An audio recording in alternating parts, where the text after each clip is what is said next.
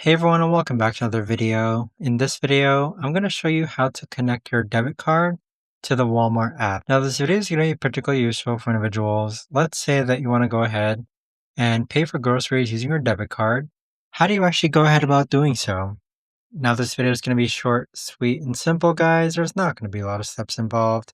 Now, in order to do this, what you're first going to do is log on to the Walmart app. Next, click on Account on the bottom right-hand corner. Afterwards, click on the gear icon on the top right-hand corner. Then go ahead and click on Wallet. Now, on this page here, scroll down and click on Add New Payment Method. Then click on Card Number and enter your card number here. After you enter your card number, click on Save Card, and there you have it. But that right there, guys, is the best and easiest way that I know of to actually go ahead and connect your debit card with the Walmart app. If you guys know of a better or easier way to actually do this, let me know in the comments down below.